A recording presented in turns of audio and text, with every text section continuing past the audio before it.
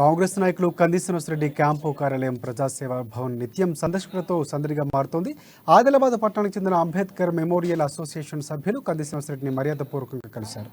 June 6వ తేదీన రామ్లీలా మైదానంలో జరిగే బహిరంగ సభ కార్యక్రమానికి డాక్టర్ బిఆర్ అంబేద్కర్ మనవడు ప్రకాష్ అంబేద్కర్ వస్తున్నట్లుగా తెలిపారు. ఇందుకు సంబంధించిన పోస్టర్ను కంది శ్రీనివాసరెడ్డి ఆవిష్కరించారు. సభ నిర్వహణ కోసం వారికి కంది శ్రీనివాసరెడ్డి ఆర్థికంగా సహకరించారు.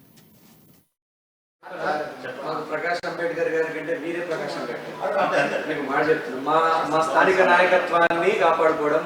జూన్ 6వ తారీఖు నాడు బాబాసాహెబ్ అంబేద్కర్ గారి మనమడు ప్రకాష్ అంబేద్కర్ గారు వస్తున్నారు. దళితుల్లో చైతన్యం నింపడానికి, బహుజనులకు చైతన్యాన్ని రగిలించడానికి వారి సభని రామ్లీలా మైదానంలో ఆదిలాబాద్లో గొప్పగా విజయవంతం చేయాలని నేను ప్రజలందరికీ పిలిపిస్తున్నా. ప్రజలారా, దళిత బిడ్డలారా, గుర్తుపెట్టుకోండి, ఈ 10 సంవత్సరాలుగా రాష్ట్రంలోని టీఆర్ఎస్ ప్రభుత్వం, 10 సంవత్సరాల కేంద్రంలోని బీజేపీ ప్రభుత్వం రెండు దళితులని ఒక పావుగా వాడుకున్నాయి.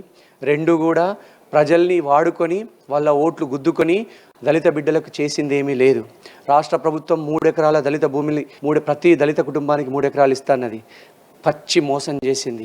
ఎంతమంది దళిత బిడ్డలకు 3 ఎకరాలు వచ్చినాయి? గుండెల మీద చేసుకొని చెప్పండి. మరి డాక్టర్ బాబాసాహెబ్ అంబేద్కర్ గారి ఆలోచన విధానం, ఆయన ఆచరణలను ముందుకు తీసుకెళ్లే క్రమంలో భాగంగా మరి ఆదిలాబాద్ జిల్లాలో 6వ తేదీ మరి 6వ నెల రామ్లీలా మైదానం ఆదిలాబాద్లో భారీ ఎత్తున బహిరంగ సభ మరి డాక్టర్ బాబాసాహెబ్ అంబేద్కర్ గారి వారసులైనటువంటి ప్రకాష్ అంబేద్కర్ గారు మరి ఆదిలాబాద్ జిల్లాకు వస్తున్నారు. కాబట్టి డాక్టర్ బాబాసాహెబ్ అంబేద్కర్ గారు ఆర్టికల్ 3 ప్రకారం చిన్న రాష్ట్రాలు ఏర్పడితే బడుగు బలహీన వర్గాలందరూ అభివృద్ధి చెందుతారని చెప్పేసి ఆ రోజే ముందడుగు వేసి ఆయన రాజ్యాంగంలో పొందుపరచడం జరిగింది. దాంట్లో భాగంగానే ఈరోజు తెలంగాణ రాష్ట్రం ఏర్పడింది. జై భీమ్, జై భీమ్, జై భీమ్.